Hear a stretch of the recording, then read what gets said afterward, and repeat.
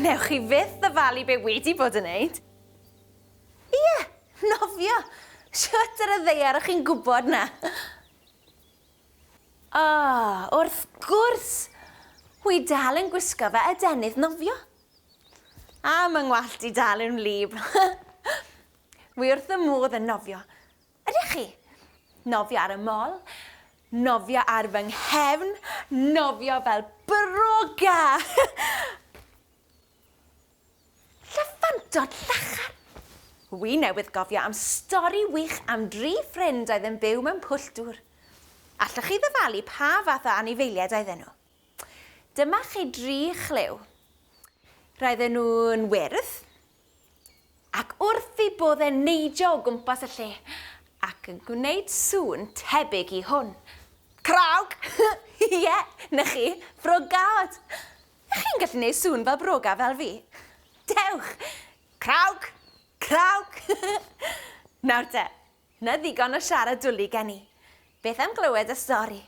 Wi'n caru adrodd stori. 3 ffrind sydd yn ein stori ni heddi. 3 broga o'r enw Betsan, Bob a Beca. O'n nhw'n wneud popeth gyda'i gilydd. Chwarae ar lan y pwll, rhedeg o gwmpas y pwll, a neidio o ddeilen lili i ddeilen lili. Wel, a gweud y gwir, doedden nhw ddim yn wneud popeth gyda'i gilydd chwaith. Chi'n gweld, roedd gan Beca gyfrinach. Bod hi wrth i bodd yn splasio a chwarae ym mhen bas y pwll gyda'i ffrindiau, doedd hi ddim yn gallu nofio. Wir i chi, broga yn methu nofio.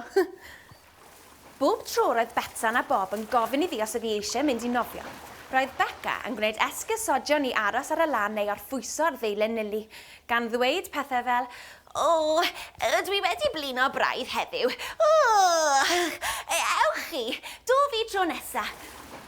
Roedd Beca ar dan eisiau gallu nofio, cofiwch.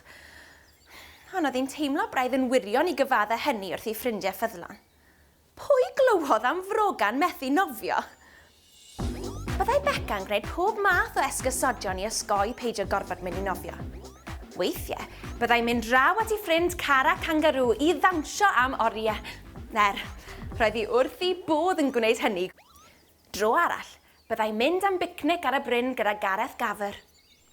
Roedd y ddau wrth i boddau'n bwyta dan teithion o bob math. Roedd hynny'n llawer o hwyl hefyd. Roedd Beca'n un dda am ysgoi mynd i nofio. Ac roedd hi'n meddwl bod dim cliw gan Bob a Betsan am ei chyfrinach fach. Ond chi'n gwybod beth? Oedd hi'n anghywir. Roedd Bob a Betsan yn gwybod yn iawn bod hi ddim yn gallu nofio, ac o'n nhw eisiau ei helpu hi. Felly pan gyrhaeddodd Beca adre ar ôl bod yn dawnsio gyda Caru Canu un diwrnod braf, penderfynodd Bob a Betsan gael gair bach gyda hi. Eistedda'r 3 ffrind ar 2 lili mawr gwyrdd yn sgwrsio'n hapus. Ar ôl ychydig, meddai Bob yn garedig. Beca, mae Betsan a finna wedi bod yn siarad a sa'n ni'n licio dy helpu di. Fy helpu? Gofynodd Beca mewn penbleth. I wneud be? Wel, i nofio, atebodd Betsan. Na, mae nhw'n gwybod fy nghyfrinach, meddyliodd Beca. Nawr, byddech chi a fi'n cochi at ein clistiau. Ond mynd yn wyrdd at eich clistiau naeth Beca. Meddyliodd am y syniad am ychydig. Ond roedd gormod o ofn arni fentro i'r dŵr. Diolch yn fawr am y cynnig, meddai. Ond dwi'n ddigon hapus yn eich gwylio chi nofio o gwmpas y pwll. Yn sydyn, beth welodd Beca yng nghanol y pwll, ond pryfyn mawr tew blasus. Roedd hi'n teimlo'n llwglyd iawn ar ôl bod yn dawnsio drwy'r prynhawn. Felly estynodd i ddafod mas i'w ddal.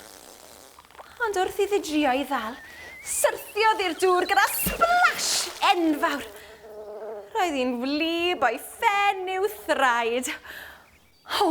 Diar, beth oedd Beca'n mynd i wneud nawr? Wyt ti iawn, Beca? Galwodd Bob yn bryderus, yn poeni bod ei ffrind wedi dychryn wrth syrthio i mewn i'r pwll. Ond mawr syndod, roedd Beca yn chwerthin yn braf. Dwi'n iawn, diolch, galwodd yn llon. Rhaid neidio mewn i'r dŵr yn hwyl, mai damwain oedd hi. Dechreuodd Bob a Betsa'n chwerthin hefyd.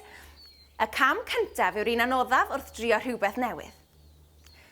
Wel, gan dy fod i yn y dŵr rwan, waeth i ti gael gwers nofio, awgrymodd Bob. Oedodd Beca am eiliad, cyn defnyddio ei dewder i gyd i gytuno. Yn gyntaf, dysgodd Beca sut i arnofio ar ei chefn yn llonydd ar y dŵr ac yn adlu mewn a mas yn ofalus. Yna, dysgodd sut i symud ei choesau trwy dŵr yn llyfn mewn siap triongl. Mas, lawr ac yn ôl. Mas, lawr a nôl.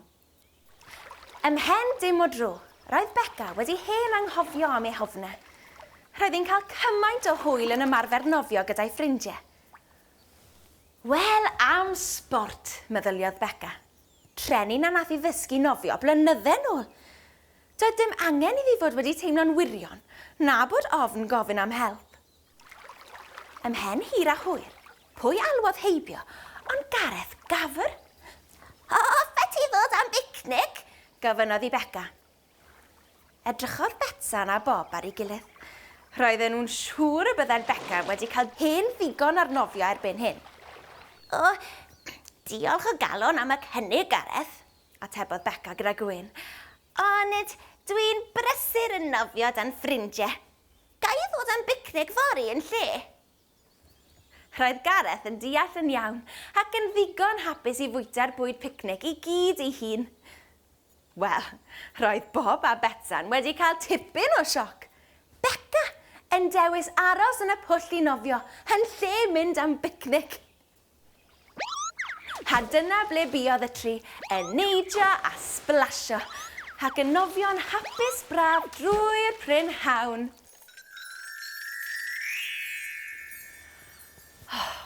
Wi mor falch bod Beca wedi dysgu sut i nofio. I chi? Tro nesaf mae ofn gwneud rhywbeth newydd arna. Wi'n mynd i feddwl am ba mor ddewr oedd Beca. Hei, dewch i ni glywed can am y tri broga nawr, ie?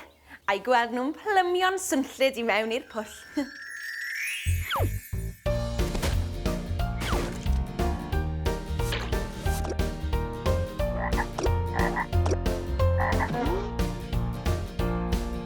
Tri Broga Boliog braf ar fon cyff ar bnawn o haf yn llenwi ei boliau. Yum, yum, yum. Plymiodd un mewn i'r dŵr a splash enfawr do'n siŵr. Dim ond dau froga sydd ar ôl. Grawc, grawc!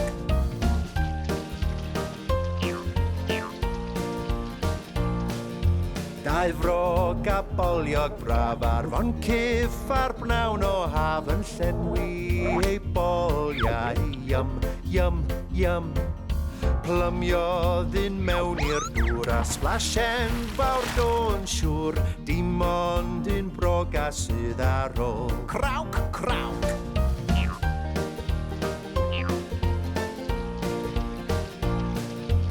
Un Broga Boliog braf ar fon cyff ar bnawn o haf yn llenwi ei fola. Yum, yum, yum. Plymiodd i mewn i'r dŵr a splash enfawr do'n siŵr. Does dim un broga nawr ar ôl. Crawc, crawc!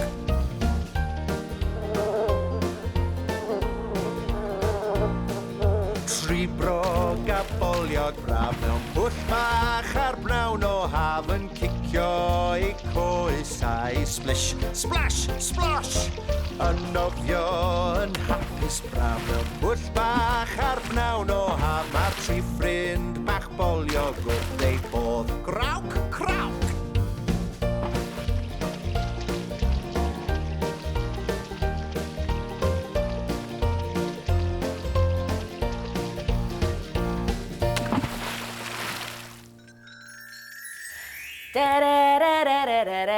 Crawc, crawc. Wnaethoch chi grawcion fel broga? Wi'n caru canu, a wi'n caru cael stori. Chi fyd? Welech chi cyn bo hir te.